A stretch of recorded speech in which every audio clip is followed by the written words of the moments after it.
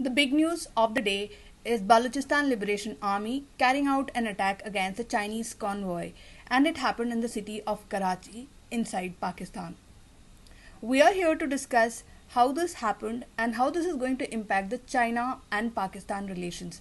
Will it work in favor of it or will it work against it? I'll also be discussing a little bit about Chinese militia and BLA's previous attacks against the Chinese citizens. I'm here to give you my assessment of the situation. Hello everyone, welcome to Resonant News.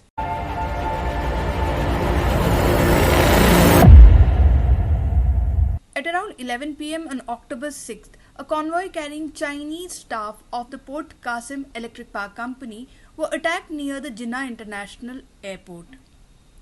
This led to the death of at least 2 Chinese nationals and 1 was injured. According to Balochistan Liberation Army or BLA, the Pakistani group which claimed this attack, its suicide bomber Shah Fahad, who carried out the attack, rammed his vehicle into the convoy which was carrying Chinese nationals. Now, BLA claimed there were at least 40 Chinese nationals who had arrived at the Karachi International Airport yesterday. Irony is, this attack took place few days after Rs 45 billion was approved to protect the Chinese citizens in Pakistan.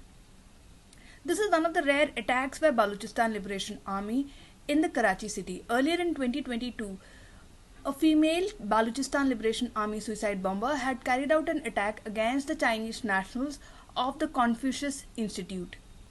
The Balochistan Liberation Army BLA is not known to carry out a lot of attacks outside the province of Balochistan, and Karachi happens to be a city in the Sindh province. So will this work in favor of Pakistan or China? This is a bane turned boon for China, which will now force Pakistan to increase the presence of Chinese militia in Pakistan along the CPEC projects. So what is Chinese militia? There's a video which we had posted earlier, you can go through it, but I'll give you the gist of it right now. So the Chinese militia is PAFD, or the People's Armed Forces Department. PAFD units are staffed by both military personnel and civilians, and they're expected to retain their regular jobs as they undergo training. So under normal circumstances, these people will come across as Chinese civilians till they are given a certain task.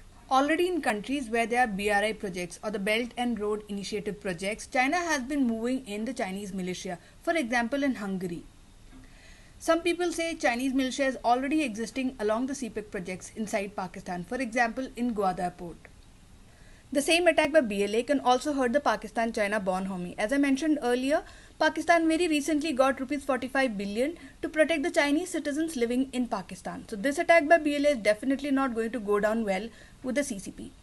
Interesting part is, in June 2023, the same power company, the Port Qasim Power Company, had lodged a complaint saying the Pakistani government is not making its payment.